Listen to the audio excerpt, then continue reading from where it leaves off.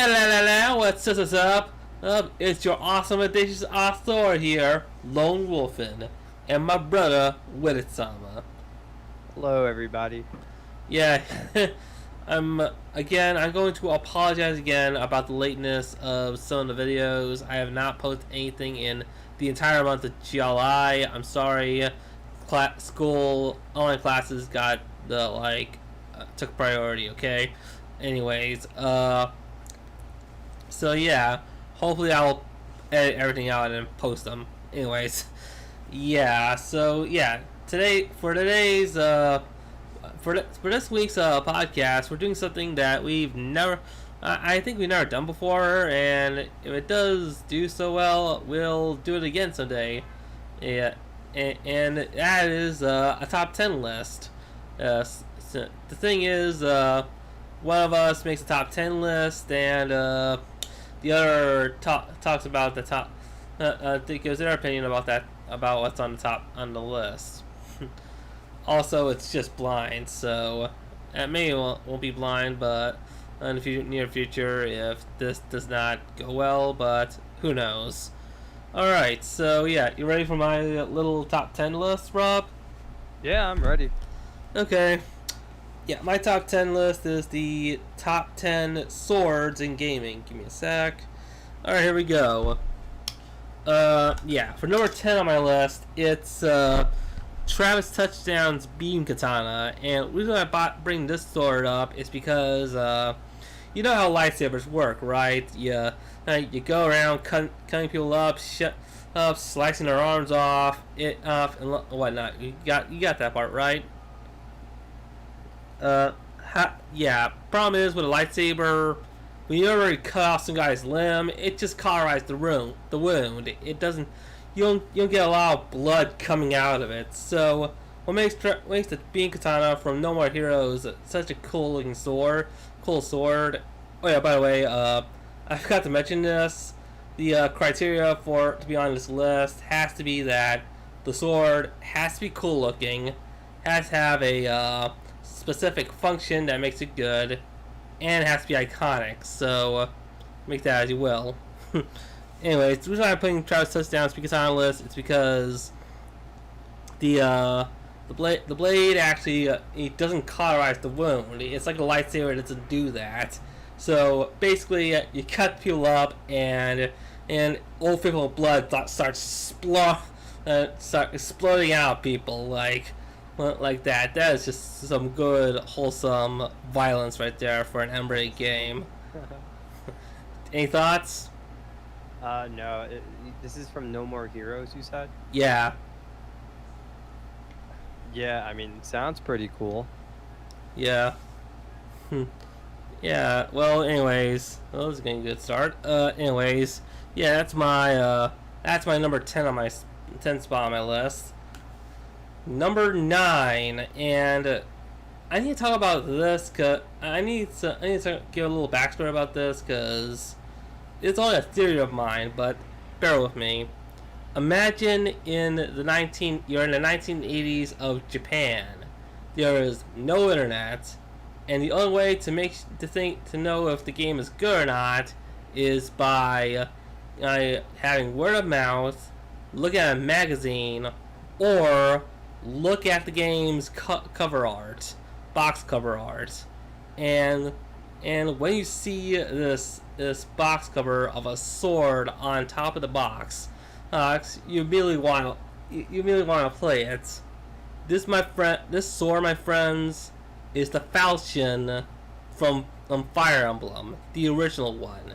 And I gotta say this, it's a cool looking sword, but I think it makes the list because I don't know why, but I think people would play the game because, well, either by word of mouth or magazine, but what makes the game getting a huge amount of appeal is how good the game is.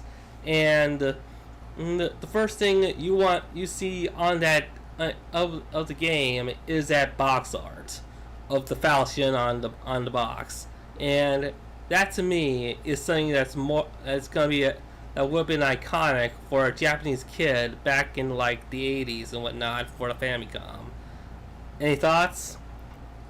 No. What was? I'm sorry, because it wasn't mentioned too much. What was the sword called again? The Falchion The falchion. from Fire Emblem. It's Mart's Blade. I've never played Fire Emblem, so I don't know these. Yeah. I don't know this sword. Okay. Yeah. I'm looking at it now. Oh, okay. Isn't this isn't like a sword that like Martha Roy used? They look. Maybe I'm mistaken. I don't know. But like it looks like an iconic design with like the little hole just above the hilt. Yeah, you're looking at Crom's version of the blade. I'm talking about the original Falchion from the original game's box art, but Oh. yeah, this reason why it is an iconic blade to me. But anyways, yeah, number 9 is the Falchion. Okay, so it's in. All right, next up on the list is. Give me a sec. My iPad just came off. All right, number. Why is he number 6 out here? I don't understand. Number 8 on the list is the energy sword from Halo. What? I kind of like. I added this on the list because, yeah, even though it has the design flaw of having a huge gap in the middle that you can actually, yeah, even though you're in a sword fight, right, some sword can go right through that gap and hit your knuckles. It actually does look kind of cool, and you can go. It's like the iconic weapon for the Halo series. Pretty much, you can go around like stabbing people all the time, and and with Halo Reach, he's implemented the stealth kill into the games. So yeah, you can all go around stealthily killing people with the energy sword. That is some awesome shit right there. Oh yeah, and also, yeah, when you think of Halo's weaponry, you cannot think this sword. I dare you to think of any other weapon other than the energy sword from Halo. Any thoughts? No, Energy Sword is one of the most iconic swords in gaming, period. And like also just like the way it works, how like you just rush to somebody with the sword, you make like a beeline to them and go for like a kill is it, like that whole thing in itself is just like, like everyone knows like what the energy sword is from Halo. So yeah, legendary. Yeah. All right. 1, 2, 3, 4, 10, 9, 8, 7. Number 7 on my list is the Keyblade from Kingdom Hearts.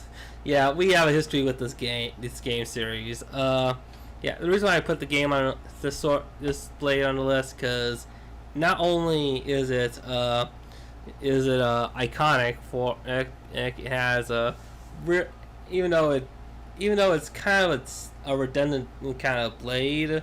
I mean, it's a sword that's shaped like a key, but it actually is integral to the game's story, and it actually is still kind of cool that you can go around like do virtually a lot of stuff, like shoving into someone's heart to remove someone else's heart, or unlocking people's hearts or whatever, or going around stuff like that, And to be honest, the Keyblade from Kingdom Hearts, yeah, is kind of a cool looking blade, and it's iconic for a lot of reasons. Any thoughts?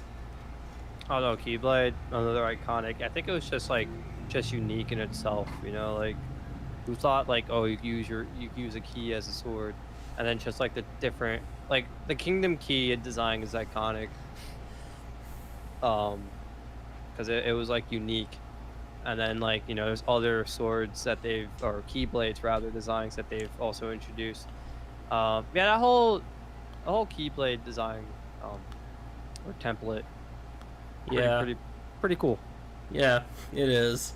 Anyways, next on the list, and this is an unpopular opinion. This next part for number 6. Number 6 on the list to me is the Gunblade from Final Fantasy VIII, and unpopular opinion, I do not like the Buster Blade from Final Fantasy VII. Uh, I don't know. I just think it's not it. Yeah, it's memorable, but I don't think it's that cool, to be honest. I think it's just overcompensating with a huge blade. I just think it's overcompensating. The gunblade to me, I think it looked kind of cool. Screws the spoony one for saying that it's stupid. I think it looks awesome, and I'll fight anyone else who thinks differently. Thoughts? No, I think I mean, I like the Buster Sword too, but Gunblade was cool just because of the way that it's like a gun and a blade. More so blade than gun, but yeah, it's just another like little unique design. And I think the uniqueness of it leads to it being like a standout. Yeah. All right. Number 5. All right. This one is a bit of a. You could say it's a tie, but you could also say they're both the same thing. But this is going to lure of this game a little quick. But number 5 on my list of swords and gaming are the Soul Swords, Soul Calibur, and Soul Edge, because if you go by the game's lore, they're pretty much both swords are pretty much the same, because Soul Calibur is pretty much made from a piece of Soul Edge, and it's actually got yeah, you can make it, and yeah, you can actually pretty much call it the same blade. But anyways, thing is, not only did they look cool, they were actually real. They actually had really different functions. One's corrupt, the one that unreplenished and heals and replenishes or whatever. And they were really awesome. Any thoughts? Which sword is this? I'm sorry. Soul Calibur and Soul Edge. Oh, isn't well, what's Soul Edge? Soul Edge is the blade with the eye. Soul Edge with the eye, yeah. And then there's Soul Calibur. Soul Calibur is like that blue blade. Yeah, the blue blade. I only think about it like I only think of Shanghua when thinking about the Soul Calibur. Yeah, either Shanghua or Siegfried. Anyways, yeah. Guess that's all I'm gonna say. But anyways, the Shanghua had my bad. I was gonna say a Shanghua. I think like that sword that she had is the one on the cover for Soul Calibur 2. Yeah. Although it's also on the cover of the first Soul Calibur on Dreamcast as well. Oh shoot. Yeah. Oh, Shanghua is also in that game as well. So. Anyways, yeah. Number 5 are the Soul Swords. Number 4, I'm putting this in because it still looks pretty badass, is Dante's Rebellion from Devil May Cry. I'm adding this sword high on the list because it looks freaking fantastic. It's pretty much, the base of the sword to the hilt is pretty much a skeleton. It has a ribcage, a skull, and the cross guards are like bones and stuff. And Dante, and it just makes Dante look like a legit